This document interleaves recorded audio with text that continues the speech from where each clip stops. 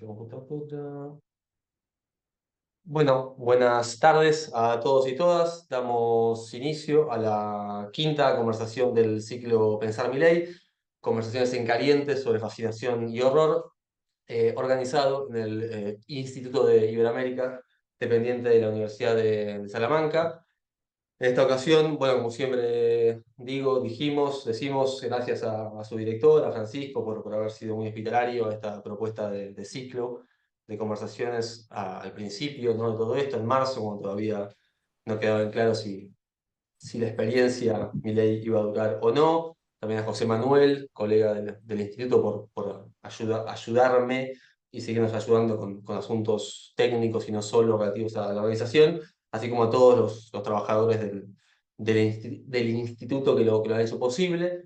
Eh, Hoy contamos con dos participantes, dos invitados a esta quinta conversación, Javier Francé y Gisela Catanzaro, y Javier Francé. Esta de sí es la quinta conversación, la anteúltima del ciclo. Terminamos en 2 semanas junto con Florencia Anguileta, y digo terminamos no porque me hayan autoinvitado, sino porque estuvimos de acuerdo con Francisco y con colegas de que tampoco estaba mal que uno hiciera una suerte de cierre del ciclo o también compartir algunas cosas que viene trabajando sobre mi ley. El ciclo comenzó casualmente a los 100 días de iniciar esta experiencia, con una charla llamada, en la cual estuvieron presentes tanto Javier como Gisela, Milei, Los ojos del cielo, ¿no? La historia política contemporánea, entre Sade y Massa, saltando entre Peques del Pellegrini. Siguió el 2 de abril, con una conversación titulada Populismos de Mercado.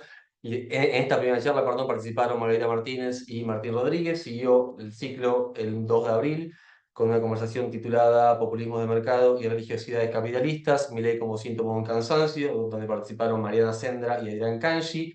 Continuó el martes 16 de abril con la tercera conversación titulada ¿Qué hay de nuevo, Javier? Historia reciente, modelo exportador y orden conservador revisitados, donde participaron Marina Heredia y Lucas Poy. Y la anteúltima charla fue el pasado martes 30 de abril, charla titulada La singularidad de la palabra millenista, digitalidades negadas, códigos argentos y clases políticas literales como explicación, donde contamos con la presencia de Elga Fernández, bien digo, perdón, y de Pablo Semán. Esta charla, como decía, la quinta y anteúltima, titulada, propuesta como titulación Milei, ¿es Milei culpa de la Argentina o Milei es culpa de la Argentina? Con signos de pregunta. Antagonismos refundacionales, ordenacionismos reaccionarios y sacrificios heroicos en los orígenes de la gobernanza mileirista. Cuenta, y gracias de vuelta a Javier y Gisela, con las participaciones de Gisela Catanzaro y Javier Francé. La dinámica de las charlas, o que intenta hacer charlas, o lo más dialogadas posibles, ¿no? Son presentaciones de no más de 20 minutos y luego abrir, ¿no? De cada una, y luego abrir el espacio a preguntas, ¿no? Tanto, digamos, no solamente del coordinador o moderador, digamos, o del público, sino también entre ustedes, idealmente. Si les parece bien, como quedamos, comenzamos con Gisela, procedo a presentarla, luego haré lo propio con Javier. Gisela Catanzaro, docente mía, a quien molesté alguna vez en un doctorado en sociales, en la UBA, mientras encuentro la presentación. Gisela Catanzaro es socióloga y doctora en Ciencias Sociales por la Universidad de Buenos Aires, investigadora independiente del CONICET, con sede en el Instituto de Investigaciones Gino Germani. Es titular de las cátedras Teoría sobre la Ideología y Política, Subjetividad y Discurso en las carreras de Ciencia Política y Sociología de la Universidad de Buenos Aires, donde también dicta cursos de posgrado. Entre sus libros publicados se destacan Espectrología de la Derecha, para una crítica de la ideología neoliberal en el capitalismo tardío, publicado por 40 Ríos en 2021, La Nación entre Naturaleza e Historia, sobre los modos de la crítica, publicado por Fondo de Cultura Económica en 2011, y Las Aventuras del Marxismo, Dialéctica e Inmanencia en la Crítica de la Modernidad, publicado por Gorla en 2003 en coautoría. Dirige actualmente el proyecto UASIT, Transformaciones de la Ideología en el Neoliberalismo Contemporáneo, Derivas Ético-Políticas y Crítica del Presente en la Escuela de Frankfurt y el Postestructuralismo. Gracias de vuelta, Gisela, por estar. Un gusto y te escuchamos.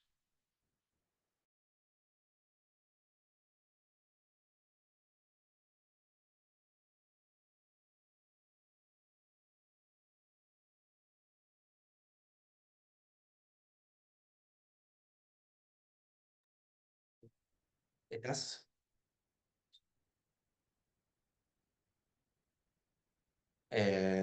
Bueno, está pero muteada, como silenciada. ¿Querés empezar vos, Javier, mientras intentamos, a ver si podemos No, solucionarlo? no tengo problema, ¿eh? Bueno, Hola, hola, ¿ahora se ahí va. escucha? Sí, sí, perfectamente. Bueno, el problema es que dice que está inestable la conexión. Eh, ¿Me escuchan? Bueno, espero que funcione. Eh, bueno, en primer lugar, quiero agradecer a Mauro por esta invitación a pensar la coyuntura argentina. Asistí a dos de los encuentros anteriores y me parece que en este ciclo están emergiendo aristas importantes de lo que tenemos que pensar.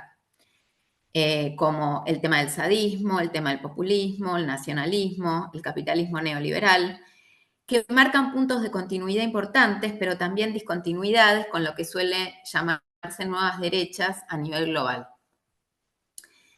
Lo único que preguntaría en este plano general del modo de marcar el problema es si tenemos que pensar Milei o sería más productivo pensar el mileísmo, entendiendo que las operaciones políticas de Javier Milei constituyen una parte del fenómeno ideológico político que enfrentamos, pero que no alcanzan por sí mismas para dar cuenta de ese fenómeno, porque esas operaciones políticas no habrían podido ser exitosas.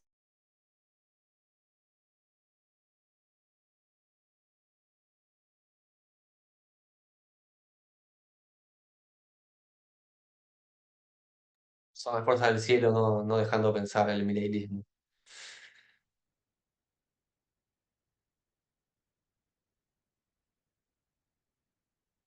Ser exitosas si no hubieran cuajado, como decía Althusser, en ciertas condiciones subjetivas, en cierto estado de la sensibilidad social, que le preexiste a Milei. Y también, tampoco podrían haber sido exitosas esas operaciones políticas si no las entendemos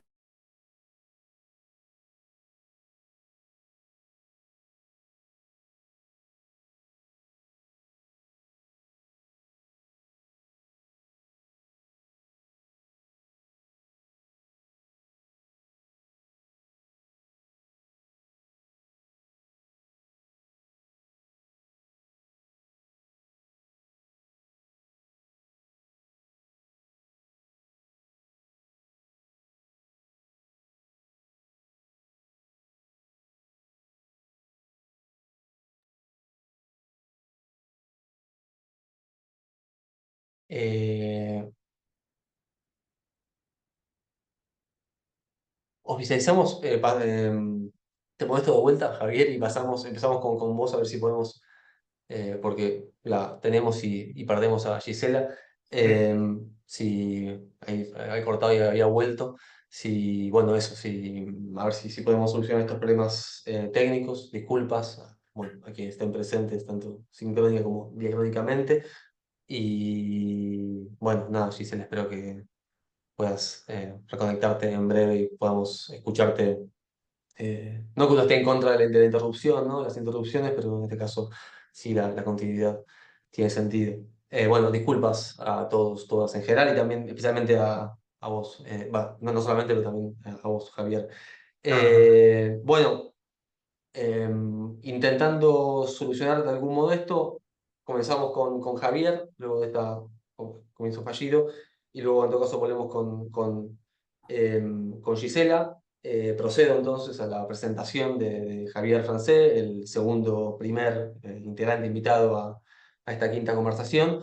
Javier es doctor en Ciencias Políticas por la Universidad Complutense de Madrid, en la que se desempeña como profesor e investigador. Su campo de investigación es la teoría política, dentro del cual se especializa en la historia del concepto de política, la relación entre ética y política y la vinculación entre política, violencia y poder. Otra de sus líneas de investigación está centrada en la llamada recepción del pensamiento internacional en América Latina. Gracias, Javier, y disculpas. bueno, nada, gracias. Ante todo, gracias Mauro y al Instituto por la invitación. Bueno, la pregunta mía es, ¿cuál es la especificidad de mi ley? Esa sería la pregunta que dispara un poco la reflexión. Entonces, yo creo que Milei o el mileísmo tienen novedades, pero también continuidades en la historia política argentina. Entonces, las continuidades, voy a empezar por ellas, solo las voy a nombrar, serían el personalismo, el voluntarismo, el discurso antipolítico, el regeneracionismo, el fundacionalismo, el nacionalismo, el plebeyismo también, que es un rasgo interesante, y el señalamiento de una minoría parasitaria y poderosa como culpable de los males del país. En otro aspecto, tampoco es nuevo su programa económico, quizás salvo su radicalidad, pero su programa no es nuevo, ni intentar reunir el capitalismo de libre mercado con lo popular, que tendría para mí un precedente con la economía popular de mercado de Menem en los 90. En cuanto a las novedades, diría que la crítica de la democracia como tal en general y de la transición a la democracia iniciada en el 82-83 en Argentina en particular. Recuerdo algunos rasgos de esto cuando dijo en su cierre de campaña la primera vuelta, si no recuerdo mal, que los 40 años de democracia eran 40 años de desierto que habíamos tenido que atravesar para llegar a la libertad, el señalamiento de Alfonsín como su principal enemigo político y la periodización, digamos, de 1916 como fecha de inicio de la decadencia argentina, como fecha de inicio de un colectivismo primando sobre lo individual, que lleva a su vez al Estado interventor, a una suerte de nacimiento de la casta, el fin del individualismo y de la grandeza nacional. Aquí en este aspecto estoy citando un artículo de Sebastián Jiménez de 2023 en la revista Argentina de Ciencia Política, que recomiendo especialmente, que se llama 1916 como frontera, antirradicalismo y democracia en el discurso de Javier Milei. También otra novedad como presidente de la democracia, como presidente de la democracia argentina, es la asunción del discurso de la dictadura sobre la represión en los años del proceso en términos de guerra y excesos. También la deslegitimación radical de la palabra adversaria o crítica mediante el insulto, la burla y los ataques públicos. Otra novedad sería el triunfo, y aquí entramos en lo que más me interesa, otra novedad sería el triunfo de un candidato que no ocultó que iba a hacer un ajuste, como un ajuste más profundo que el que pedía el FMI o el que suele pedir el FMI, y por la vía del shock, que esto también me interesa resaltarlo. Si bien es verdad que diciendo que lo pagaría la clase política, digamos, la casta, y no los sectores populares como está ocurriendo desde que asumió. Por tanto, la novedad, que es en la que me interesa centrarme, la novedad no radicaría tanto en el ajuste, ni en presentarlo como un sacrificio, ni en intentar ligarlo a lo popular por sus resultados, sino en que mientras los ajustes clásicos, digo, no solo desde el 83 en adelante, sino podría citar a Alzogaray, Martínez de Oz, Alfonsín, Cavallo, López Murphy, Duhalde, Macri, estos ajustes clásicos o el discurso de estos ajustes lo presentaban como un mal menor para alcanzar un bien mayor. En el caso de Milei, el ajuste es retratado como algo que entraña dolor y sufrimiento, pero no por ello consiste exclusiva y homogéneamente en un mal, ni su bien solo radica en los buenos resultados que arrojará en el futuro, sino que hay elementos positivos en el ajuste en sí mismo. Estos rasgos positivos en el ajuste y en el shock serían los siguientes. Por un lado, aparece como resultado de la voluntad de una mayoría que ha despertado y se ha constituido como león, digamos, por contraposición a los otros que siguen siendo los sujetos del Estado clientelar y empobrecedor, los corderos, que todavía no la ven. Es decir, que hay una legitimación de abajo arriba y ya no por sus resultados, como algo típico de una decisión gubernamental, técnica y popular, que era lo que solía ocurrir antes, digamos, ¿no? Por otra parte, en el planteamiento de Milei, el ajuste por la vía del shock requiere y produce una transformación antropológica. Esta parece presuponer que el colectivismo que ha operado, que ha regido históricamente los 100 años anteriores de la historia argentina, ha operado una deformación de la capacidad individual privada de elegir bienes Por lo tanto, su carácter, digamos, espontáneo de león ha mutado en cordero. Incluso en el caso de la dictadura, de la última dictadura, en el discurso de Martínez de Oz se hablaba de un cambio cultural, y de la dictadura en general se hablaba de un cambio cultural, pero se pensaba más como efecto de la plena vigencia de las leyes del mercado y no como un requisito de un cambio antropológico. En cambio, en el caso de Milei, la transformación antropológica es fundamental para el cambio del modelo. Por eso los que ya son leones impulsan esa transformación y representan de algún modo su vanguardia. Esto está muy presente en la canción oficial de la campaña, la Marcha del León, y también en la referencia habitual de Milei a la celebración judía de Hanukkah, que conmemora justamente a los macabeos rebelados mediante la guerra de guerrilla, porque son menos poderosos, para mantener sus creencias contra los poderosos seleucidas, pero también contra los judíos helenizados, es decir, contra sus correligionarios o compatriotas, absorbidos por los usurpadores, digamos, ¿no? Que vendrían a representar un poco el papel de los corderos compatriotas, digamos, ¿no? Por lo tanto, el ajuste y el shock en el plan de Milei tienen no solo el sentido técnico de acelerar y radicalizar el proceso, sino de producir un sujeto nuevo para la nueva lógica económica que ha de regir. El primer examen, digamos, de este sujeto es que el que ya han pasado los leones es la capacidad de aceptar y más aún de preferir, al punto de elegir en las urnas por primera vez, a un candidato que les decía o que les dice una verdad incómoda, y estoy citando a Milei, una verdad incómoda antes que una mentira confortable. Milei suele referirse a estos que son de algún modo la vanguardia o que ya la ven como una mayoría silenciosa, como los ciudadanos argentinos desprotegidos, nunca invitados a sentarse en la mesa del poder, a la Argentina que despertó. Hay algo de cualunquismo también en este discurso, me parece interesante. Este especie de pueblo de leones tiene características del pueblo populista según Laclau. Son los argentinos de bien contra la casta. El ajuste, por lo tanto, construye un pueblo, un poco siguiendo la lógica de Thatcher, que decía, y cito, la economía es el método, pero el objetivo es cambiar el corazón y el alma.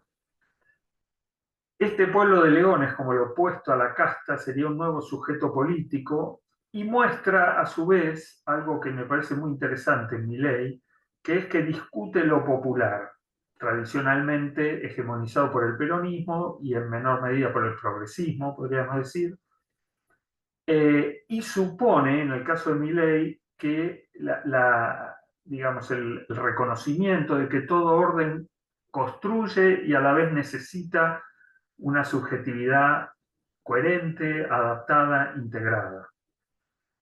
Parte de esta disputa de lo popular es la resignificación de términos como casta, tomado de Podemos, pero sobre todo arrancado, digamos, al sentido común de lo alto como lo vinculado al capital.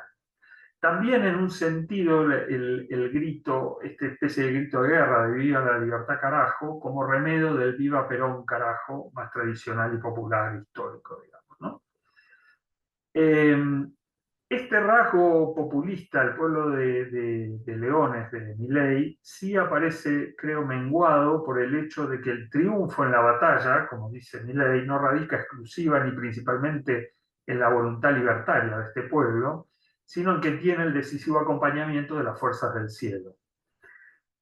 Esto coloca a ese pueblo en una posición ambivalente, a la vez trascendente y a la vez inmanente, pues es a la vez vanguardia iluminada por una verdad divina, pero también sujeto mayoritario, dueño de su destino. Estos dos rasgos me parece que se concilian en la figura del propio Milei, porque él mismo no se presenta como alguien que, como decía Menem en su día, le pide al pueblo que lo sigan, que no lo va a defraudar, sino como aquel que le pide el voto, pero para devolverle el poder al pueblo.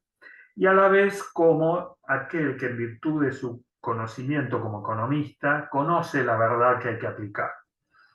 Creo que la frase que sintetiza estos dos rasgos en la persona de Milei sería esa que él repite de no he venido a guiar corderos, sino a despertar leones. Así planteado y presentado, el ajuste y el shock toman en el discurso de Milei la forma del mito en Sorel, ¿no? El concepto de mito político de Sorel, que aparece en su texto clásico Reflexiones sobre la violencia, en 1908, tiene dos aspectos. Uno, el más general, que sería la forma del mito, que sería mostrar un horizonte para construir una voluntad. Es decir, ese horizonte aglutina a aquellos que son interpelados y en ese sentido es performativo, es decir, realiza lo que nombra en el acto mismo de narrarlo. Esta apelación, digamos, a lo todavía inexistente para constituir un sujeto que lo realice, no debería ser atribuido a un irracionalismo, como muchas veces se interpretó a Sorel, ni mucho menos vincular ese irracionalismo al rasgo populista que antes nombré, que aparece en algún grado en Milei, en la construcción de su pueblo. Sino que creo que tiene que ver, como en el caso de Sorel, en una comprensión profunda de la lógica del lenguaje y más específicamente del lenguaje político de lucha, que es el de esta lógica está regida por la necesidad de movilizar, para lo cual se necesitan ideas fuerza, y subrayo lo de fuerza.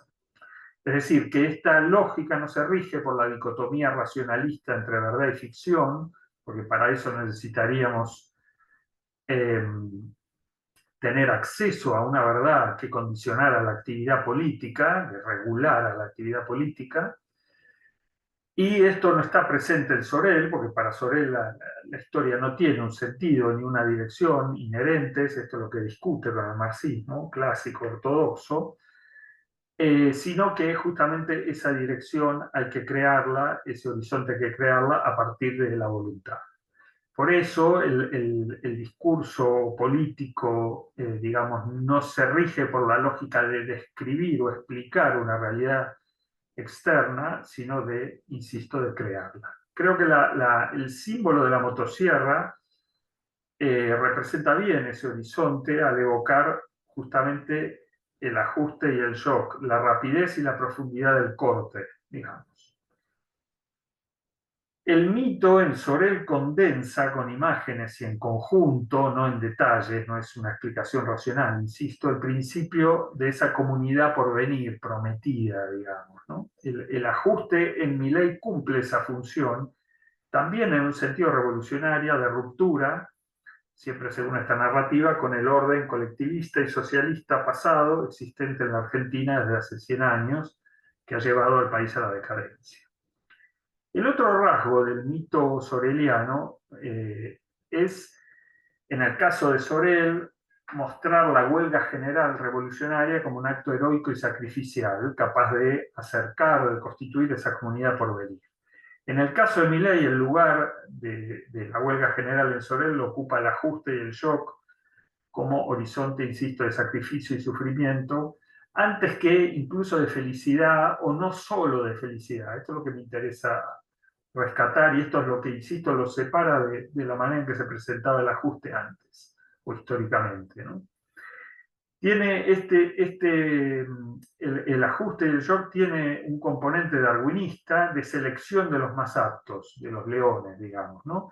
De hecho, hace muy poco, el portavoz del gobierno justamente dijo que la motosierra era eterna, digamos, que era la filosofía del gobierno, es decir, que no era, digamos, como en los ajustes clásicos, un momento que había que pasar, hay que pasar el invierno, la frase probablemente más tradicional en este aspecto, sino una filosofía, una especie de revolución permanente, por decirlo así. Entonces, llegados a este punto, la pregunta es si es posible construir un pueblo de individuos fuertes y capaces de sacrificio, o resulta una contradicción en los términos. Es decir, si es posible construir un pueblo populista en estos términos, que fuera más una especie de colección de individuos que un conjunto que fuera más que la suma de las partes, por decirlo así. Yo creo que en el concepto de Laclau hay un rasgo fundamental, que es que el pueblo es una construcción por la negativa, no por la positiva. Es decir, que el conjunto o la suma de esos individuos, la colección de esos individuos, no surge de las cualidades positivas, de las virtudes de sus componentes, sino de aquello que niega su modo de vida y les produce un daño. En este caso, la casta y el colectivismo o el Estado o el estatismo, digamos.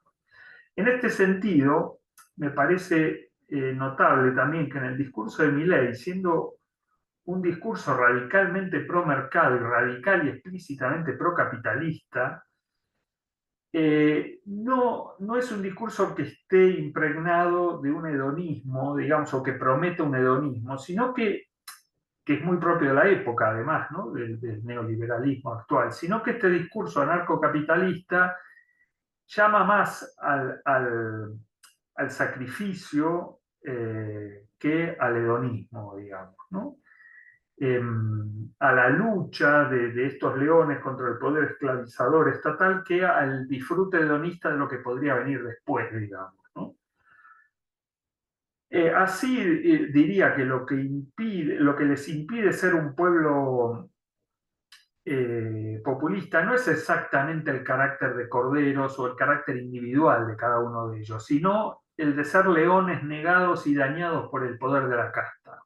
Es decir, que devienen corderos porque el poder les impide ser leones. Entonces, en este sentido, diría que con sus variaciones se podría sostener que es un pueblo, insisto, un pueblo populista de leones contra la casta.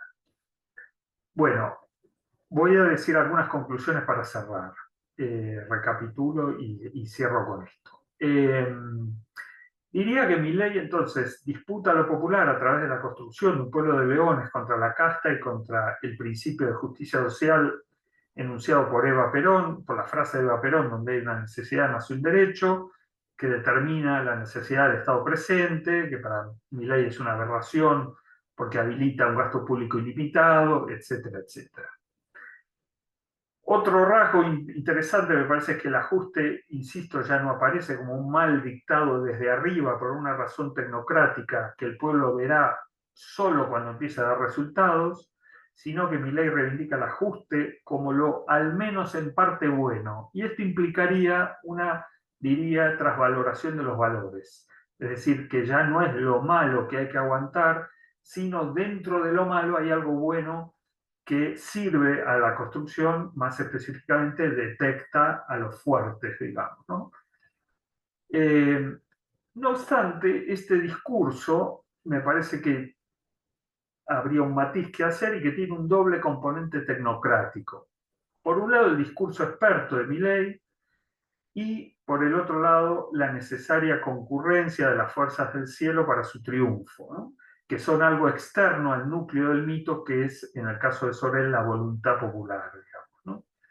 En este sentido, diría que, aunque señale un conflicto antagonista en el seno de la sociedad, la narrativa mítica de Milei es en un aspecto fuerte despolitizante, pues el antagonismo no es propiamente político, es decir, decidible, sino que es entre la verdad y el error, o mejor dicho, entre la verdad y el error o la mala intención, o la mala intención diría, cuya posesión, digamos, esta verdad depende a la vez de una voluntad, pero también de la capacidad de estar iluminado y verla, digamos, ¿no?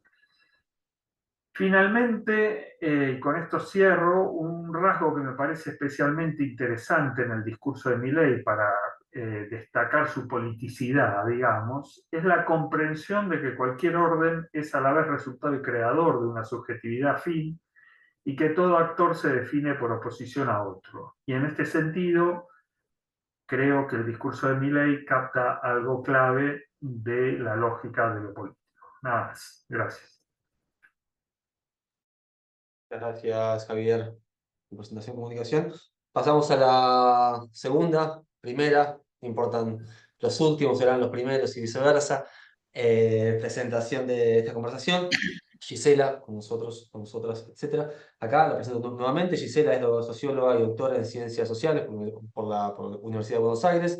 investigadora independiente del CONICET, con sede en nuestro querido Instituto de Investigaciones Gino Germani, titular de las cátedras Teorías sobre la Ideología y Política, Subjetividad y Discurso en las carreras de Ciencia Política y Sociología de la UBA, donde también dicta cursos de posgrado. Entre sus libros publicados, decíamos, se destacan Espectrología de la Derecha para una crítica de la ideología neoliberal en el capitalismo tardío, publicado por 40 Ríos en 2021, La Nación entre Naturaleza e Historia sobre los modos de la crítica, publicado por Fondo Cultura Económica en 2011, y Las Aventuras del Marxismo, Dialéctica e Inmanencia en la Crítica de la Modernidad, publicado por Gorla en 2003 en coautoría. Actualmente, decíamos, dirige el proyecto UASIT, Transformaciones de la Ideología en el Neoliberalismo Contemporáneo, Derivas Ético-Políticas y Crítica del Presente en la Escuela de Frankfurt y el Postestructuralismo. Te escuchamos, Gisela, gracias por estar. Bueno, perdonen el problema de conexión, ahora estoy conectada con mi celular. Bueno, lo que estaba señalando, ante todo, antes digo que me pareció muy interesante lo que decía Javier, y nada, hay varios puntos que va a haber, sí, tenemos miradas distintas, pero en otro punto convergentes por algunas razones. Me parece súper interesante trabajar lo del sacrificio. Yo decía, lo trabajé porque es muy notable lo que está pasando con Milei a propósito de la diferencia con el hedonismo menemista, por ejemplo. O sea, el tema del ajuste como bueno en sí mismo es toda una cuestión muy enfáticamente afirmada por la actual administración. Yo no voy a hablar de eso, de lo que quería hablar era del mileísmo, era pensar, como decía, si de lo que tenemos que tratar de pensar es Milei o el mileísmo. Y a mí me parece que si no pensamos el mileísmo, caímos en una posición politicista que un poco absolutiza como idéntico a todo el fenómeno político las operaciones del líder. Y ahí desconsidera de qué situación objetiva esas operaciones del líder son respuesta, una respuesta partisana particular, pero esas condiciones objetivas las determinan, y en qué condiciones de subjetividad preexistente opera el líder. Es decir, en términos más altuserianos, cuando Althusser hablaba de una ideología no cuaja en cualquier inconsciente, bueno, yo preguntaría en qué inconsciente, en qué inconscientes y en qué sensibilidad social puede cuajar mi ley.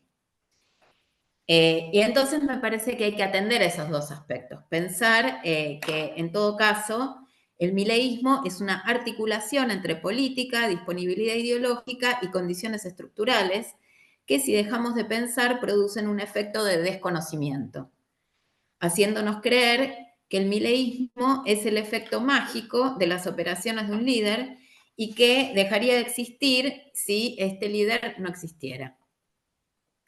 Ahora bien, la cuestión que me parece que nos interesa a nosotros es qué conceptos resultan más iluminadores que otros para pensar el mileísmo. Desde mi perspectiva, conceptos como despolitización, poshegemonía o capitalismo anómico, que tienen una gran ventaja, son conceptos que usa, por ejemplo, Streeck, no resultan apropiados para comprender lo que está teniendo lugar con el mileísmo, porque tienden a despreciar la productividad ideológica de operaciones políticas que buscan reproducir al capitalismo en este momento y no nos permiten entonces pensar tampoco las especificidades de esas distintas operaciones ideológicas que muchas veces persiguen un mismo objetivo. Pero también creo que tampoco sirve centrarnos de modo absoluto en esa productividad y destacar exclusivamente el carácter novedoso del mileísmo, como a mi entender sucede, por ejemplo, cuando caracterizamos al mileísmo como una nueva utopía que hace volver un elemento acontecimental y mesiánico a un escenario político que habría sido ganado por una lógica administrativa y tecnocrática en las últimas décadas. Esto sería una especie de fin de la historia. El mileísmo, entenderlo como un fin de la historia, o como un fin de las ideologías, ¿no? Sería el retorno de lo utópico, el retorno de... Bueno, creo que yo voy a discutir que Javier le llamaba mito, yo lo que voy a discutir es que se le pueda llamar utopía, ¿no? Y para eso, una de las cosas que me va a interesar es discutir un poco qué nociones de utopía son las que están en juego cuando caracterizamos como una utopía conservadora, neoliberal, al mileísmo, ¿no? Me parece que son nociones empobrecidas de utopía, frente a las cuales me interesa reponer cierta productividad de una tradición marxista, la de la Escuela de Frankfurt, que con Benjamin, Bloch, que no eran precisamente interiores a la Escuela de Frankfurt, pero forman parte de ese movimiento, sería una noción de utopía mucho más exigente, que impediría llamar al mileísmo utópico. Lo digo rápido, entre otras cosas, porque no hay, por más que hay un tono acontecimental, lo que no hay es algo y una pretensión del capitalismo como algo nunca visto. En realidad lo que busca es la reposición de la relación social más a la mano que existe, que es la relación social mercantil. Entonces, la exigencia de que lo utópico tenga algo que ver con lo indisponible, lo no realizado aún, la preconciencia de algo nuevo, bueno, el mileísmo representaría lo antiutópico por antonomasia, porque precisamente lo que busca es generalizar la relación social más común, más habitual, más a la mano para todos nosotros y todas nosotras. Bueno,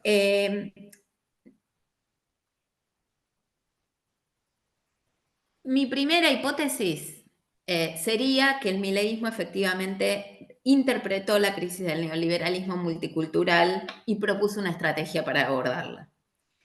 Que lo diferencia de otras propuestas políticas que también partieron de la base de que el neoliberalismo estaba en crisis, el neoliberalismo multiculturalista estaba en crisis, como por ejemplo la de Patricia Bullrich, que partió de la misma base, es que él combinó efectivamente un tono acontecimental con una alusión a algo inédito que le permitió superar el presentismo sobreadaptado y el conservadurismo reaccionario, o el ordenancismo reaccionario, mejor dicho, en el que quedaron atrapadas las demás fuerzas políticas que se disputaban la presidencia en las últimas elecciones.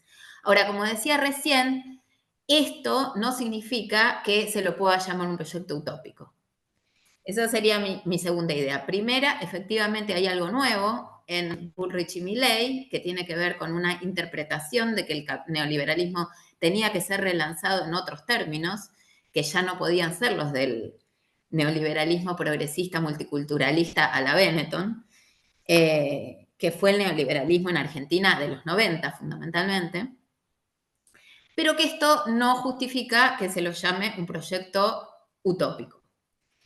Y la tercera cuestión que quería plantear, son las tres cuestiones que quería desarrollar, creo que no va a haber tiempo, pero la tercera cuestión es que es necesario no restringir el mileísmo a la discursividad de Milei.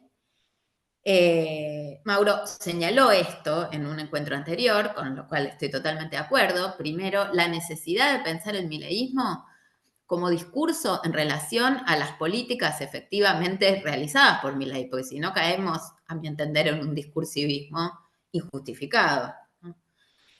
Pero además, diría, no restringirlos porque es necesario entender ese sustrato, esa sensibilidad subjetiva en la cual efectivamente su interpelación puede cuajar, sin considerar que lo último que podemos decir de esto es, había un malestar, ¿no? Había un malestar, había mucho descontento, había mucha frustración, había mucho resentimiento.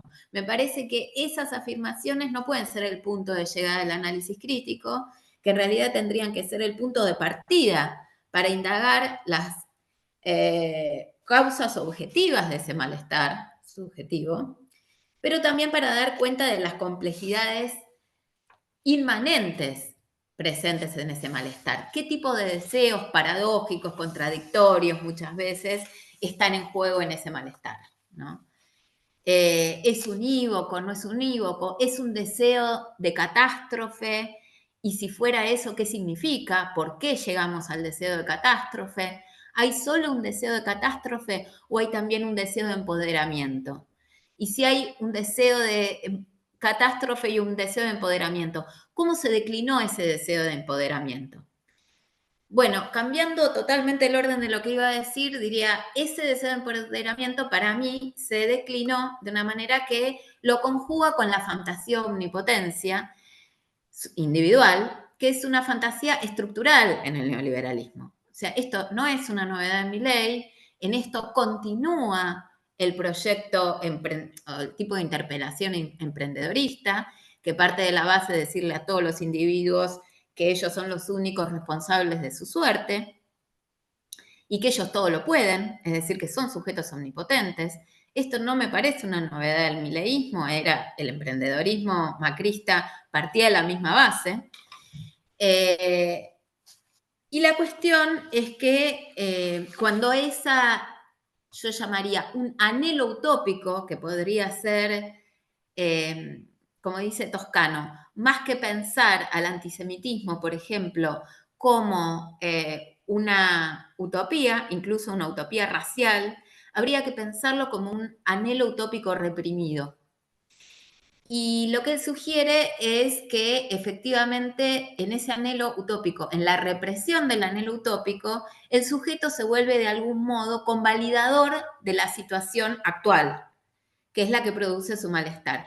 Yo creo que lo que sucede con la fantasía de omnipotencia, cuando el malestar o la sensación de impotencia que siente el sujeto en el estado actual del capitalismo, en el cual efectivamente es bastante incapaz de dirigir, sostener un mínimo de autonomía en un sentido ilustrado, ¿no? Algún tipo de capacidad para orientar su vida y tomar decisiones que efectivamente impacten, sin que sea una marioneta de poderes absolutamente trascendentes, sobre los cuales no tiene ninguna capacidad de incidir. Si el sujeto se siente impotente frente a estas circunstancias, no es un problemita psicológico, es una expresión subjetiva de condiciones objetivas, que son las que todos vivimos en el capitalismo neoliberal tardío. El tema es que cuando se declina esa sensación de impotencia como fantasía autosuficiencia, efectivamente, esto tiene ganancias libidinales para el individuo, que es que se puede deshacer de esa molestia de sentirse impotente y a la vez no necesita enfrentarse al capitalismo, sino que le alcanza con enfrentarse a la casta. Entonces, para terminar, voy a leer el final de lo que había planteado como presentación.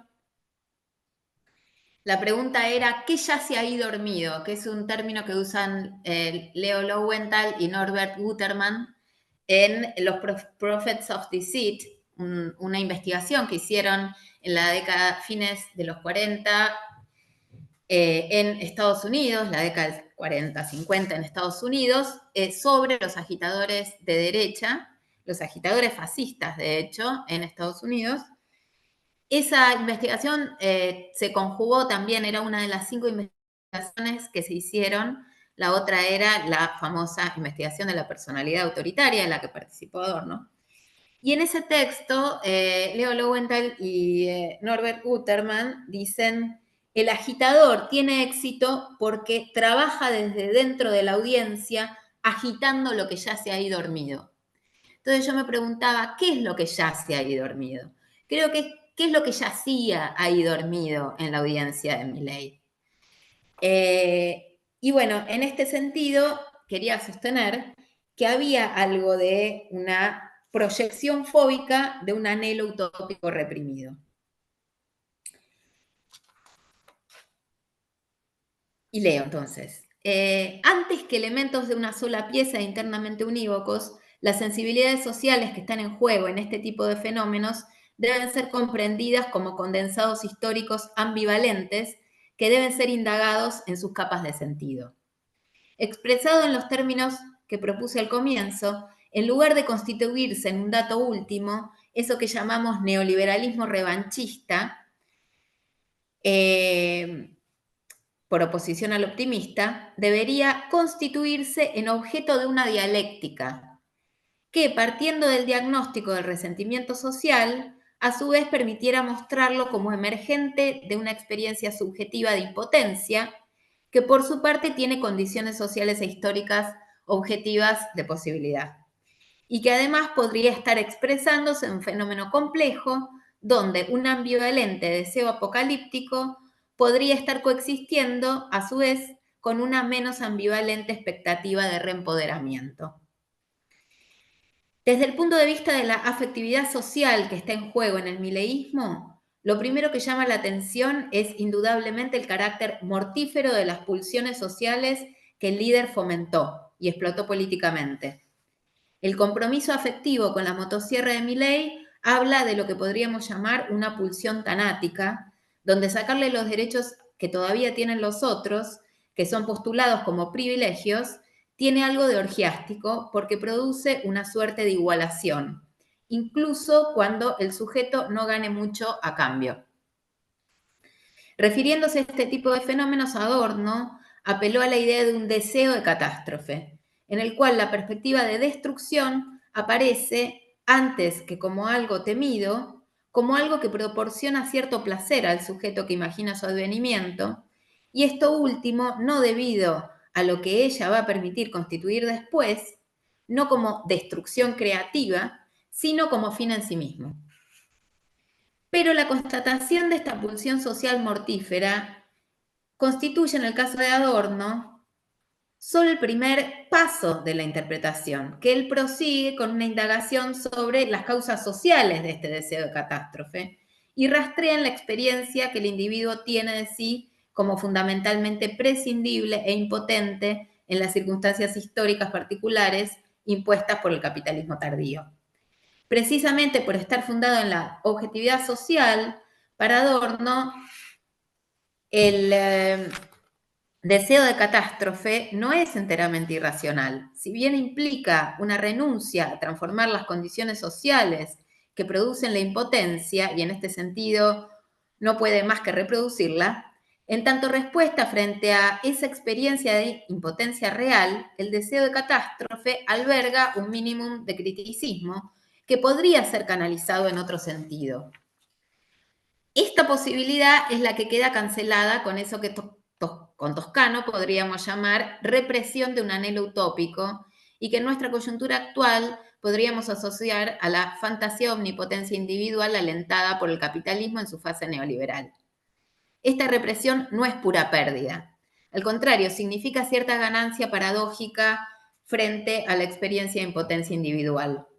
Al convalidar la imagen que el mundo proyecta sobre sí como un ser autosuficiente, el sujeto consigue deshacerse de la experiencia de su propia vulnerabilidad y de los lazos de dependencia que mantiene con otros, proyectando a esos otros, además, como usurpadores de esa potencia de la que se considera originariamente poseedor. Si bien este mecanismo no lo libera en términos objetivos y puede llegar incluso a implicar el costo de generar una suerte de fobia de contacto en relación al colectivismo, la reconversión paranoica de su anhelo de autonomía le permite hacer las paces con la situación social más general. En esta línea interpretativa podríamos sostener que lo que yacía ahí dormido en la audiencia de Milei y cuya expresión inmediata es efectivamente un espíritu de revancha, era por una parte un deseo de catástrofe, que aunque mortífero no era del todo irracional, y por otra parte un deseo de reempoderamiento declinado como autosuficiencia individual, que explica lo que la idea de capitalismo pleno podría tener de seductora desde el punto de vista de la economía libidinal subjetiva, en tanto alimenta la fantasía de omnipotencia del individuo. Su texto, el de esta fantasía, podría decir algo así: cuando los otros pierdan sus derechos, yo sí voy a ganar algo, porque mi potencia va a ser ilimitada, porque me voy a liberar de todo aquello que hasta ahora me castraba y volveré a ser ese individuo omnipotente que siempre debía haber sido. Cuando todo estalle, cuando me libere de los derechos que todavía amparan a los otros, no solo destruyo sus privilegios, sino que también me voy a liberar de las regulaciones que limitaban mi acción. Represión afuera.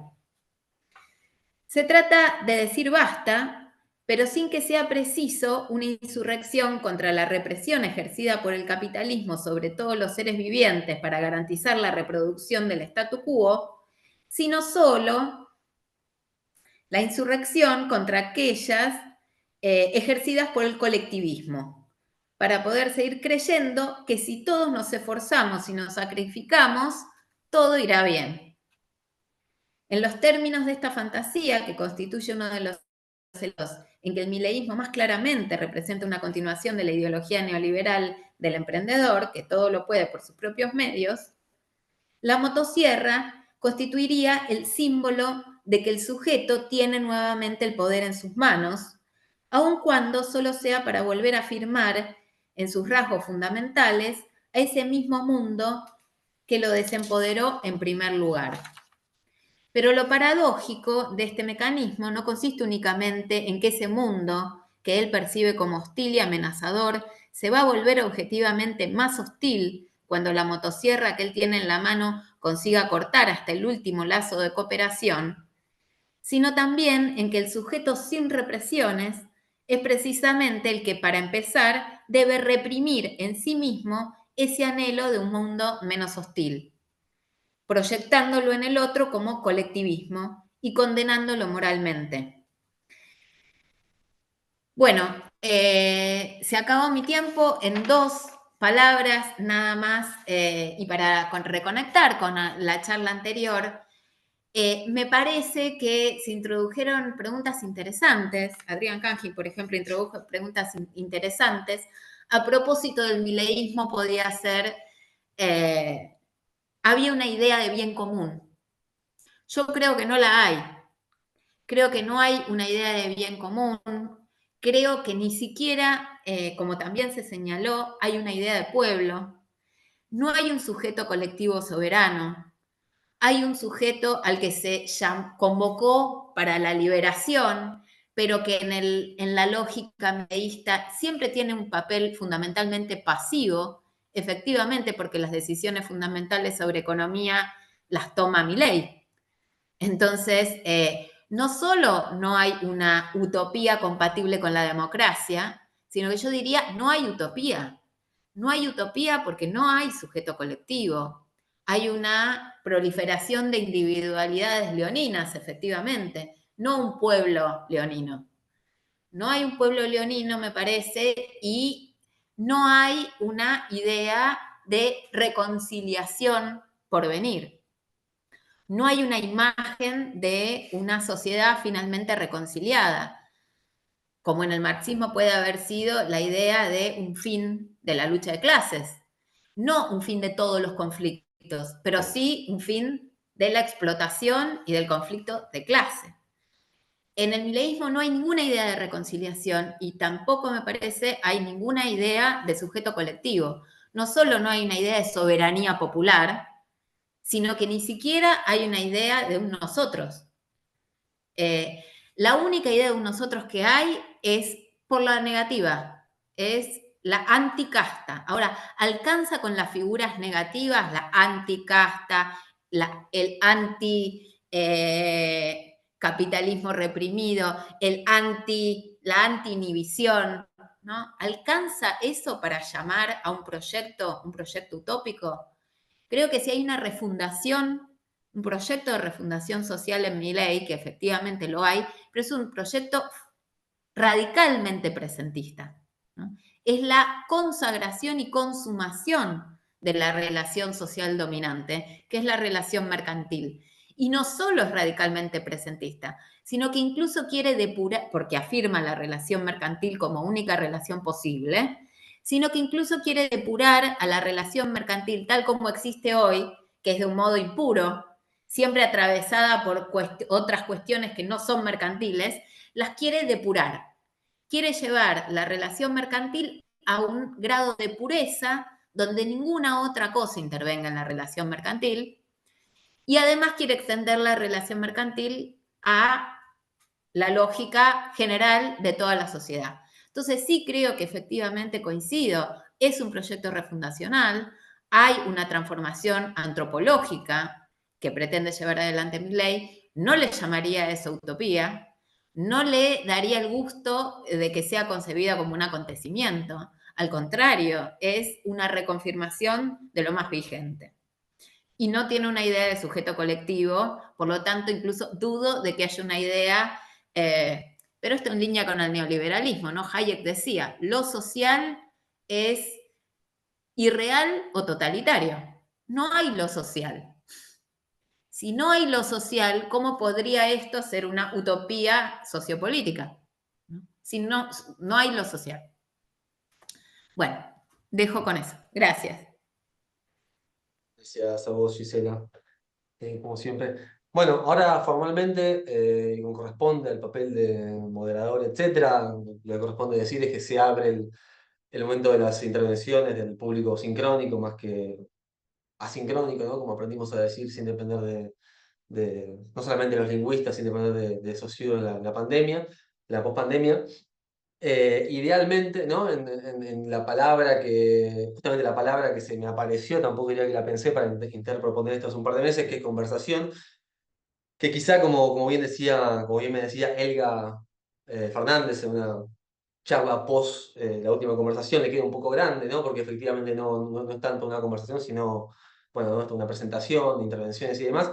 Decían la imagen ideal de la conversación, uno eso debería sustraerse acá como moderador y que el público sea tomando la palabra o el chat se abalance sobre los conferencistas, digamos, intervinientes, o bien que dialoguen entre ustedes, ¿no?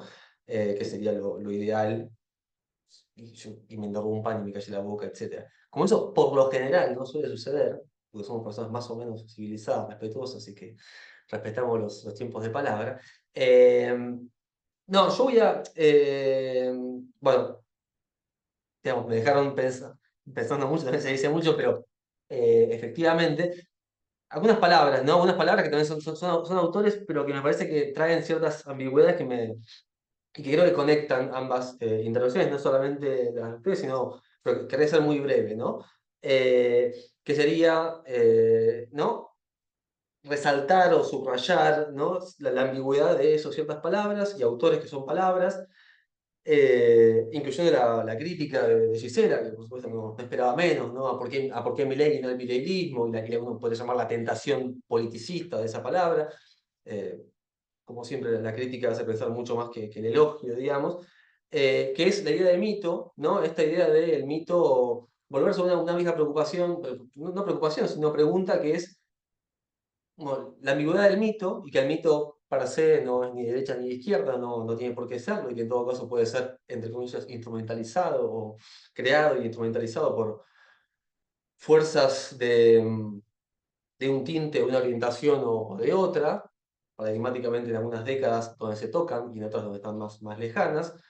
En segundo lugar, el nombre de la CLO, o la cloud, como se dice en algunos lugares, que ya no es solamente un nombre, sino que es casi un concepto en sí mismo, ¿no? Y cierta figura, hablábamos que a mí me parece muy interesante la idea del discurso experto en Milei, ¿no? Hay un discurso experto economista y no solamente muy presente, y creo que muchas veces subvisto, por más que no lo reconozcamos como académico ni como docente, no deja de presentarse como un experto y que habla de un lugar de saber y de expertise y de manejo de términos retóricos, casi como si hubiera leído efectivamente la retórica aristotélica, los trabajos de Bach sobre eso y demás. La CLO como bueno, y el papel que cumplió la CLO en los últimos 20 años latinoamericanos, pero también, al menos de lo que entendí en la propuesta o en la comunicación de, de Javier, pudiendo, digamos, acercar ciertas herramientas analíticas a la construcción de un pueblo por la negativa en Milei, si lo entendí bien. Y en tercer lugar, diría, por ir más dialogando con o recogiendo el guante de la crítica y devolviéndole la pregunta a Gisela, ¿no? Entonces, ¿no? Como uno diría en un seminario, ok, me lo quedo pensando, me interpela, en tanto en cuanto me lo digas vos y tal, pero ¿por qué entonces la crítica? ¿Por qué si Milei es una tentación, pensar en Milei es una tentación politicista y no el mileísmo, ¿no? Entonces Milei sería la expresión política o subjetiva de condiciones objetivas, algo que también se ha discutido mucho en Argentina en los últimos 15 años, el liberalismo empezaría y se cortaría solamente en la dictadura o solamente en la década del 90, y no también hubiera seguido habiendo, como decía en su momento González, no reservas morales, sino reservas neoliberales. Durante muchos años, perdón, en donde creíamos, y lo digo desde adentro, no desde afuera, que el neoliberalismo estaba casi muerto, que habíamos ganado una década, que los derechos se habían conquistado, ¿no? Entonces, ok, ¿no? Retomo el guante de supongamos o digamos que es una tentación no politeísta, perdón, sino politicista de Milei y no mileísmo, pero entonces, ¿cuáles serían esas corrientes subterráneas permanentes del 2003-2015 al 2000, amén del fracaso del gradualismo y de comer asado, ¿no? Después del 2019-2023? Porque también, y eso es a lo cual creo que no se dedique nadie acá, los que estamos acá, también eso aparece en la gente que hace focus groups y esas cuestiones que aparecen, ¿no? Efectivamente, votantes que decían, como no se presenta Cristina, voy por Milei, ¿no? Y ahí sí, la imagen del líder o el nombre propio parece que tiene un rol que no es lo mismo que esté que no esté, ¿no? Y con esto cierro, esto iba con la preocupación que de un ensayito que escribí en Panamá apenas ganó Milei, que a mí me parecía que sobraban los motivos para votar a Milei, que por supuesto no es que no se pudiera decir, pero que nos costaba decirlo, que había que saltaron muchas barreras de grupo para decir eso, pero todo juntando, si soy coherente en lo que estoy diciendo, el mito, la CLO, las corrientes subterráneas neoliberales que no se interrumpieron durante 12 años, durante 17, y los nombres propios que permanecen, ¿por qué Milei, o el mileísmo, diría Milei como nombre, por qué puede haber un Milei de derechas y no un Bombita Rodríguez de izquierda? ¿No? ¿Por qué estos deseos que, ¿no?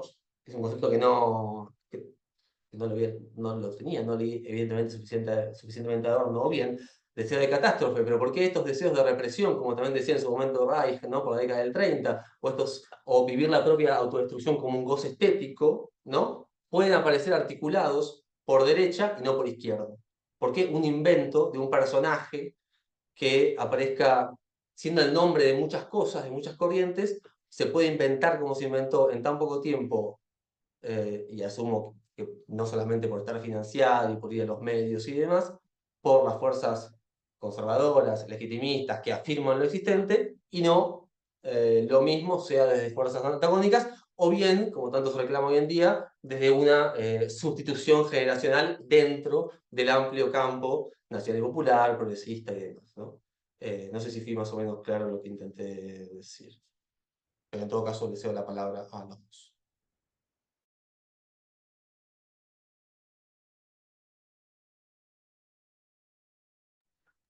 Bueno, yo muy breve por aclarar solo algunas cuestiones conceptuales. Eh, bueno, está claro que hay dos maneras de abordar la cuestión, que tiene que ver con cuestiones teóricas, metodológicas, pero me parece que más allá de eso, está claro que hay una convergencia en... Yo realmente creo que mi ley es más consecuencia que causa. Lo que pasa que evidentemente no se puede separar esas dos cosas, ¿no? Creo que acelera un montón de cosas, pero ahora no, por la manera en que elijo pensar las cosas, no creo que sea consecuencia necesaria de determinados elementos, etcétera. Pero sí que efectivamente, por decirlo muy rápido, me parece que me parece que hay un elemento violento muy característico en mi ley, que yo no lo abordé aquí, pero el tema de la deslegitimación de cualquiera que piense diferente. Es verdad que la política argentina tiene sobre todo, bueno, comparado con España, ¿no? Tiene un elemento conflictivista, pero aquí hay un salto cualitativo. Hoy por un momento me recordaba la escena de Alfonsín hablando en la rural, ¿no? Y pensaba que de algún modo los roles se habían invertido. Ya no era el presidente intentando decirle a la gente que es fascista, no escuchar al orador, sino al revés, el presidente insultando al público que no piensa como él, ¿no? Entonces... ¿sabes? Y Perdón, me parece que, bueno, entonces creo que efectivamente, en este sentido, mi ley representa una violencia que la propia comunidad genera sobre sus miembros en Argentina desde hace bastantes años, ¿no? Entonces, en ese sentido, no, me parece que es más una cuestión de sedimentación que una cuestión necesaria, pero eso me parece que no es lo central, digamos, para pensar el problema. Luego, justamente el mito es lo contrario de la utopía en Sorel. Sorel contra los que se planta es contra los socialistas utópicos y contra los socialistas oficiales que llaman, ¿no? Los socialdemócratas, digamos.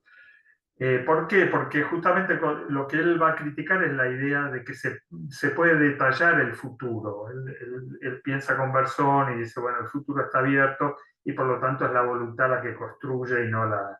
Entonces, en ese sentido, el mito es justamente lo contrario de la utopía, ¿no? Y en términos, en el sentido, el discurso, claro que el discurso no es solamente el discurso líder y no es solamente lo lingüístico. Las políticas también son discursos y en ese sentido efectivamente creo que hay algo más que Milei y que sería el discurso mileísta. Por otro lado, a mí creo que lo que me interesaba era presentar cómo está representado el ajuste, porque para saber cómo es recibido y resignificado, reinterpretado por sus seguidores, etcétera, habría que hacer un trabajo específico que efectivamente no se puede deducir de la palabra del líder ni del mileísmo, pero creo yo tampoco de las condiciones supuestamente objetivas de la sociedad, ¿no? En cuanto a la diferencia, bueno, la identidad por diferencia es un presupuesto de la mirada postestructuralista. Entonces ahí, bueno, claro, por supuesto que se puede discutir eso, pero, pero la diferencia es, por la negativa es lo fundamental en realidad, ¿no? Y en otro aspecto, claro que no hay una propuesta, digamos, para que haya una propuesta de comunidad, digamos, de sociedad, que efectivamente en mi ley tiene este elemento de un pueblo de leones, ¿no? Y ahí está la tensión entre lo comunitario y lo individual, ¿no? Efectivamente, ¿no? Pero bueno, en este sentido, yo entiendo que los conceptos de Laclau, aunque él no lo diga, son tipos ideales y en ese aspecto no son exhaustivos, ¿no? Sino que dan justamente lugar a este juego, me parece que eso es lo rico.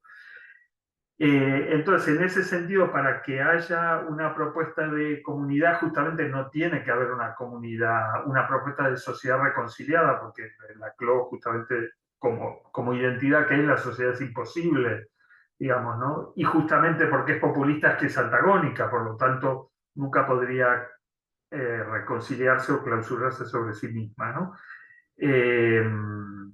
A mí, en definitiva, lo que me parece atractivo de política, para pensar políticamente el caso de Milei, es efectivamente que me parece que pensar lo más alejado de uno es el desafío más grande, y a mí eso me resulta muy atractivo. Y me parece que eh, yo haría el esfuerzo intento hacer el esfuerzo de no, lo que veo muchas veces es no negarle el carácter político, el carácter comunitario a su manera, el carácter popular, incluso el carácter radical o revolucionario, a aquello que a uno le causa mucho rechazo. Esto es lo que me parece que incluso realmente creo que es parte del problema, incluso pensando ya en términos políticos más de valores, digamos, ¿no? Me parece que incluso el propio Laclau decía, no, populismo neoliberal es imposible. No veo por qué. Con su concepto no veo por qué. Entonces, me parece que lo que estamos asistiendo es, como decía Gisela, creo que decía así, una ultraderecha de masas. Y eso, claro que no es nuevo, pero en democracia es nuevo y me parece que implica una serie de desafíos que teórica y políticamente me parece muy, muy interesante y en un sentido casi ineludible, tanto teórica como políticamente.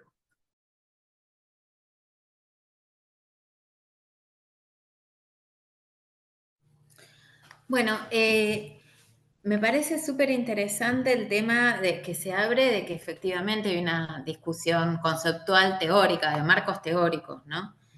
No obstante, yo diría que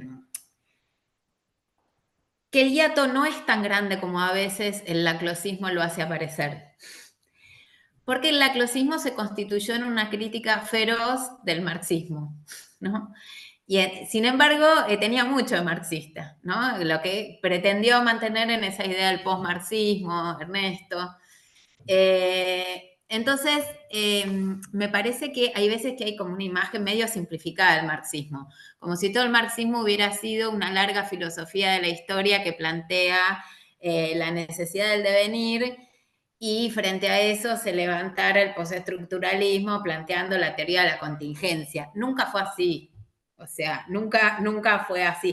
Esto es el marxismo mucho más complicado que eso, Laclau lo sabía, era una operación situada que pretendía relanzar la teoría política conflictivista con otros nombres que los que él consideraba que en ese momento no se podían levantar ya. Entonces, si persistíamos en ellos, era una especie de suicidio teórico. Entonces, le dio otros nombres. Pero muchas veces, por eso no me quiero meter mucho en lo de la discusión terminológica, porque hay veces que es más chicana que otra cosa. Digo, hay cosas que no sé si aclaran. O sea, por supuesto que es sedimentación histórico y no necesidad de las leyes de la historia. Mito y utopía es muy interesante, porque claro que en Sorel son opuestos. En Horacio González significan lo mismo, ¿no? Mito y utopía significan lo mismo. Yo diría que en Benjamin un poquito también. Mito y utopía pueden ser medio utilizados como sinónimos. Y eso no dice nada, porque en realidad todo se juega por qué tipo de utopía, qué mito, cuál es su complejidad interna. Lo mismo respecto de si se define por la negativa como principio de estructuralismo. Sí, claro, solo que, por ejemplo, en un recontraestructuralista como Althusser, no es solo una articulación diferencial que se define por la negativa. Hay también una sobredeterminación que parte de un nuevo concepto de totalidad social, ¿no? Donde no se trata de ser antipoliticista, pero sí de no ser, perder de vista la articulación de la práctica política con otras instancias, ¿no? De las cuales no es una expresión la política, pero con las cuales sí está articulada. Y articulada quiere decir que no hace lo que quiere. La política no es omnipotente, la política no es un ente autárquico. Y ahí voy a la pregunta de Mauro, ¿no? Bueno, ¿por qué el deseo de catástrofe no puede articularse por izquierda? La digo rápido, ¿no? Porque siempre puede articularse por derecha. Desde más o menos que yo nací. O sea, los últimos 50 años, la crisis siempre viene articulándose mayormente por derecha.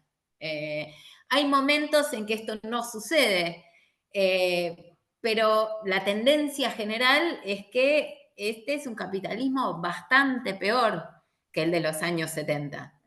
¿No? No en la Argentina, pero en la Argentina justamente lo que había justo hasta el 76 era un capitalismo que estaba mucho más en conflicto, era mucho más poroso, tenía muchas más conflictividad dentro. Y era un capitalismo igual. Yo diría que este capitalismo es el capitalismo, digamos, el peor, incluso peor que el macrismo, peor que el menemismo. O sea, yo no sé cuánto peor puede ser. Pero, ¿por qué no se puede articular? Y yo diría, en parte no se puede articular porque efectivamente las condiciones subjetivas de posibilidad que vienen sedimentándose, no es que no tengan elementos de otra cosa, pero tienen tendencialmente muchos más elementos que pueden cuajar en una interpelación ideológica que diga, vos sos omnipotente o afuera, vos sos un reprimido o sos un león.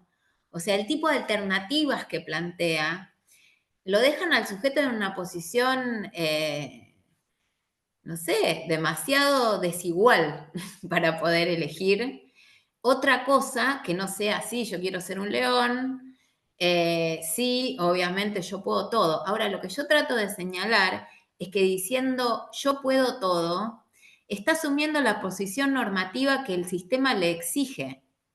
O sea, es el sistema el que le dice vos tenés que poder todo. Este sujeto que se llama rebelde, desinhibido, no reprimido, no sé qué, es el sujeto que está siguiendo a pie juntillas lo que se le pide que sea.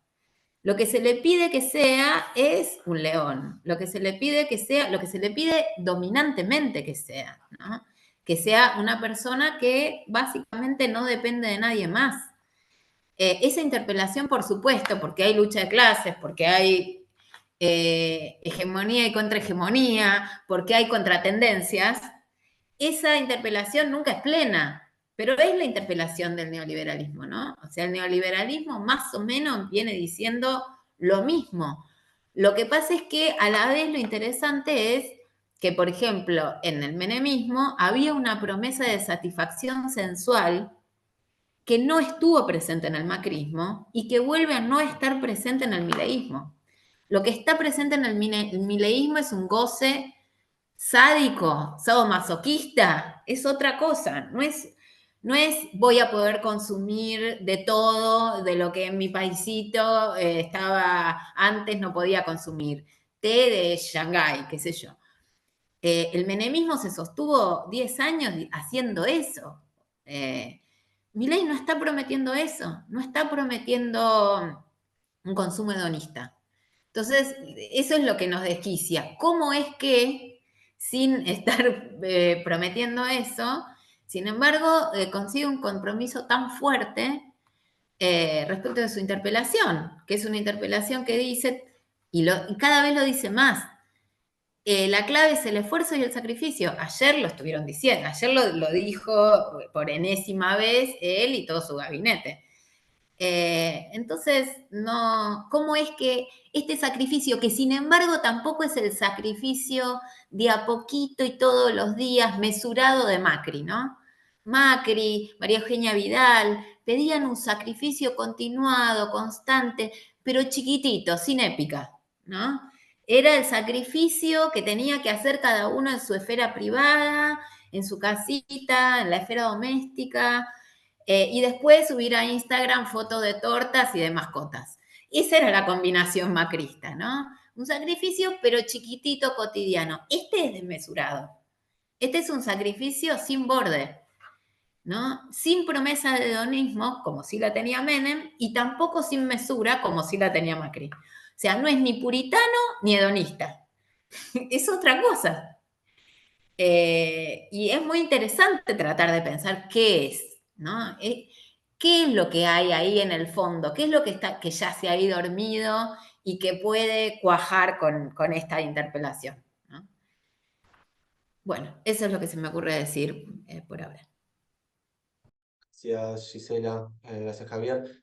Bueno, nos quedan, bueno, yo como siempre digo, y sinceramente me quedaría mucho más tiempo, hay un asunto técnico operativo que ya la primera vez casi quedó encerrado dentro del instituto, por lo cual de ahí en más aprendí a más o menos cerrar 8:30. Igual nos quedan un par de minutos, si no hay ninguna pregunta por el chat o con la palabra en el exiguo público de hoy.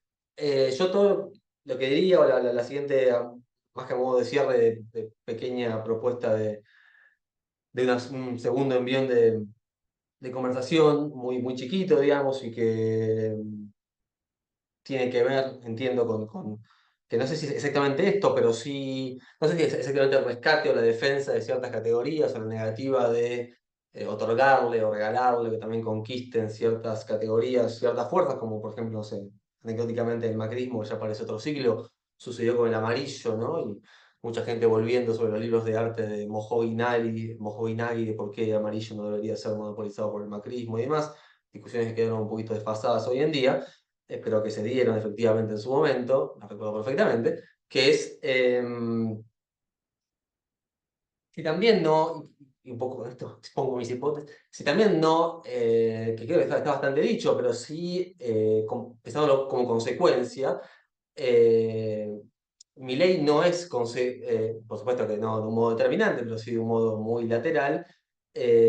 Uno de los muchos fluentes que lo condicionan o sobredeterminan es cierta impotencia de la crítica, ¿no? Cierta impotencia de nuestra crítica para adresarnos, para engallarnos con lo que estaba sucediendo ahí, que estaba, digamos, que como se dice tanto ahora, por un lado como por el otro, no lo veíamos, porque no tenía que ver con, quizá con nuestra realidad, con nuestro consumo, con nuestros barrios, etcétera. Pero, y que no es solamente un asunto de clase o de subclase, Caballito, Flores, Palermo, etcétera, sino también, que es algo que me llama mucho la atención, y que en todo caso sobre esto intentaré hablar en 2 semanas, las categorías a las cuales recurrimos post facto cuando nos queremos adresar, ¿no? O analizar un pueblo, que tampoco nunca queda claro cómo lo decimos, si es un pueblo, una sociedad, la sociedad civil, ¿no? Vamos cambiando en esos términos, de acuerdo a nuestra conveniencia en la crítica, un pueblo que no vota como queremos que vote, ¿no? Entonces, cuando ese pueblo no vota como queremos que vote, aparecen categorías que tienen su prestigio histórico, ¿no? Teórico, el nazismo, y no solo, son las que yo más conozco, pero hay varias, como la responsabilidad colectiva del votante, o como el deseo de represión de la sociedad civil, ¿no? Categorías críticas o hipercríticas, pero que siempre se aplican, siempre aparecen cuando el pueblo que de otro modo es pensado, el pueblo argentino, la sociedad argentina, que es pensado como resistente, como no meramente neoliberalizada, como que todavía mantiene rasgos sociales católicos, peronistas, socialistas, etcétera, que siguen justamente, que también podrían ser capitalizados, ¿no? Que siguen siendo parte de su subjetividad y sin embargo son ganados por otros capitales. Solamente aplicamos estas categorías críticas y hipercríticas cuando la mayoría no vota como nos gustaría a cierto sector, por supuesto digo, académico, docente, profesional, NACAMPOP, progresista, de izquierda, etc., ¿no?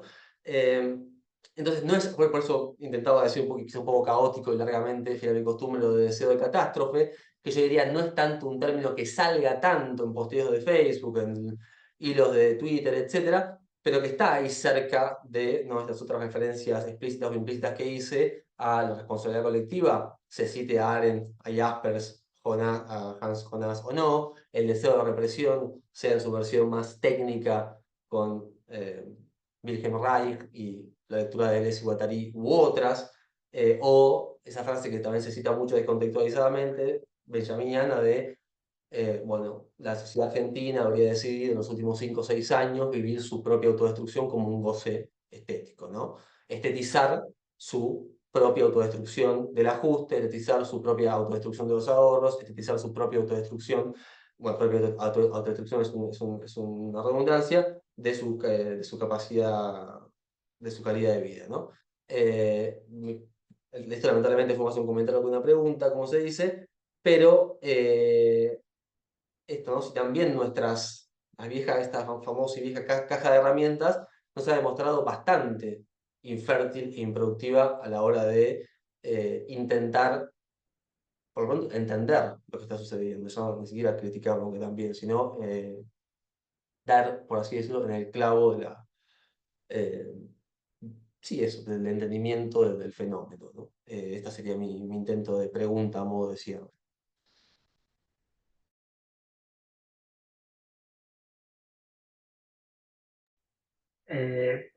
Perdonen, pero hay una pregunta de Karina Molina. Un poco lo que decía al final, muy breve, yo creo que iba un poco en la dirección, creo que ibas vos ahora, Mauro. Yo creo que nos cuesta pensar lo popular que no es nuestro, lo colectivo que no es nuestro, etcétera, lo revolucionario que no es nuestro. Me parece que es un desafío y la verdad es que honestamente creo que eso es parte del problema también, ¿no? Eh, y en cuanto a lo que decía Karina, por contestarle, yo estoy de acuerdo. Creo que ahí también hay una responsabilidad, digamos, evidentemente, de los gobiernos anteriores, en el sentido quizá también hay una confianza en cuanto a que el pueblo está constituido de una manera, largamente en Argentina además, pero que me parece que el caso de Milei es muy interesante precisamente porque él me parece que capta el elemento populista, digamos, duradero en Argentina y lo reinterpreta en otra dirección, ¿no? E incluso el elemento plebeyo, ¿no? Porque, bueno, sus modos, que nunca son solo modos, son claramente diametralmente opuestos de los sectores que siempre sostuvieron este tipo de programas, ¿no? Entonces, en ese aspecto sí, creo que aunque es una distinción un poco forzada quizá, pero que yo lo veo más como consecuencia que como causa, y eso me parece que plantea toda una pregunta o nos devuelve las preguntas en un sentido, ¿no?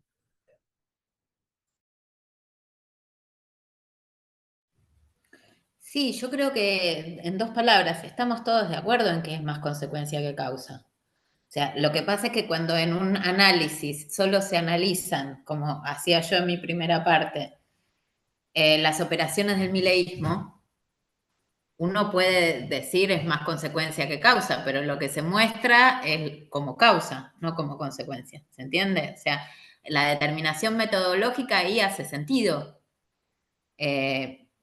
Un análisis que exclusivamente trabaja sobre las operaciones de interpelación, como se puede hacer, por ejemplo, con el TUSER, bueno, de hecho lo que muestra es que hace análisis del discurso político. Y en análisis del discurso político, por lo que hace, no por lo que cree el analista, tiende a mostrar como causa exclusiva de la realidad social el discurso político. Es una consecuencia objetiva, no una intención política necesariamente en la que uno crea. Es una consecuencia del método. Entonces yo creo que, entre otras cosas, tenemos que discutir si los métodos que tenemos, qué límites tienen. No por lo que creemos nosotros como analistas, sino cuáles son los límites del método. Creo que ese es uno de... Y por ejemplo, lo que decía Mauro es algo que siempre se le recrimina a la teoría crítica, es esa idea de, bueno, de exterioridad y de condena, ¿no? De ustedes están en el calvario, ¿no? Están yendo a su autodestrucción. Es ese tono profético el que mira desde afuera y dice, no se arrojen al abismo, ¿no? Claro, es un sesgo metodológico también de la crítica de la ideología, en particular de la frankfurtiana y no de la más francesa. Ahora, por eso me parece que este es un nivel de las cosas que tenemos que pensar. Nuestros métodos y nuestras teorías. ¿Qué límites y potencialidades tienen para mostrar qué cosas, qué aspectos del fenómeno que estamos viendo y qué otras cosas necesitaríamos ver? Yo creo que sería honesto de la parte de cada una de nosotros plantear esto en los textos, ¿no? Y lo digo porque hubo en un encuentro anterior, fue interesante, ¿no? Ese señalamiento que vos hacías, Mauro, respecto de qué pasa cuando el análisis del discurso político ocupa todo, que es una tendencia que tenemos muchos. Me incluyo, yo hacía una maestría en análisis del discurso, o sea, y seguí dando en gran medida eso. Entonces, es un problema. Ahora, no, solo dos cosas quiero decir, un punto más y lo dejo ir para que no se queden atrapados. Lo que sí me parece fundamental señalar es no comprar la hipótesis de que hay un nacionalismo en Milei. Pues yo creo que ese es un problema de la categoría de populismo eurocéntrica, ¿no? No hay populismo de derecha que no sea nacionalista. Milei no es un nacionalista, por favor. O sea, el nacionalismo, muéstrenmelo, ¿dónde está el nacionalismo en el discurso mileísta, en el tipo de interpelación que hace, en la sensibilidad que quiere movilizar? Es la destrucción de lo nacional, además de destruir también el nacionalismo en tanto fermento crítico, no de identidad así de tomo mate y escucho tango. Y las Malvinas son mías. No eso, o sea, la nación como problema, el macrismo la hizo desaparecer. Y Milei, además, la está tratando de destruir en términos ya materiales. Entonces, cuando yo escucho gente en la Argentina diciendo que en Milei o en Macri había un discurso nacionalista, realmente me parece una introducción acrítica de las formas de la ultraderecha europea en Latinoamérica. donde la ultraderecha nunca fue nacionalista, ni siquiera la dictadura militar, porque justamente tenía un discurso hipernacionalista, militarizado, y al mismo tiempo la plata dulce, abría las exportaciones, contrajo la deuda externa, etc. Es decir, complotó radicalmente contra los intereses de la soberanía nacional. Entonces, ¿cuál es nuestro criterio para definir nacionalismo? Porque no conozco ningún alemán que nunca haya hecho eso, ningún yanqui que nunca haya hecho eso. O sea, ellos son nacionalistas, nosotros no. Nuestra derecha es ultraimperialista y siempre lo fue. Bueno, eso.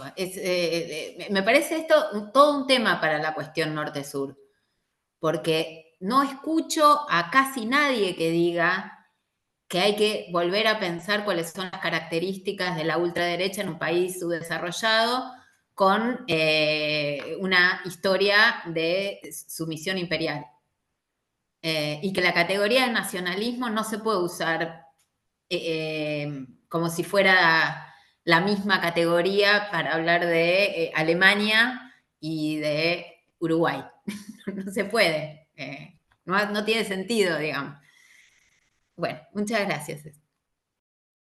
A vos, Gisela, a vos, Javier, a ustedes, a les presentes, y bueno, con esto sí, damos por formalmente concluida esta quinta y última charla. Gracias de vuelta a Javier y Gisela por haber aceptado las invitaciones, sean las invitaciones, por todo lo que los molesté pidiéndoles esto y lo otro. Bueno, y damos por concluida esta charla. Este ciclo finalmente parecía que no, que quedaba lejos, pero cierra, llega a un final. Quizás no el gobierno, un fantasma que tenía yo cuando propuse esto y lo empezamos, era que el ciclo iba a ser más largo que el gobierno de Milei. No había estado mal. Lamentablemente el gobierno de Milei va a sobrevivir a este modestísimo ciclo, por lo pronto hasta dentro de 2 semanas, y si no pasa nada raro o, bueno, o normal en Argentina. En las siguientes 2 semanas, decía, la última charla, conversación, es en 2 semanas con Florencia Anguileta, colega de la UBA, de Letras, bueno, y de muchos otros lugares, habitual ensayista en Panamá, y con perdón de la autoinvitación, self-promotion y demás, de mí mismo, pero no porque yo me haya autoinvitado, sino porque me invitaron a que me autoinvitara, ¿no? Desde el instituto, etc. Agradezco de vuelta a Francisco Sánchez por esa insistencia. Bueno, y con eso damos por concluido este ciclo. Gracias de vuelta a ambos dos, como se dice, a quienes estuvieron, y nos estamos viendo. Que anden bien. Gracias. Hasta luego. Chao. Muchas gracias. Nos vemos en la próxima. Nos vemos. Chao, Lucero.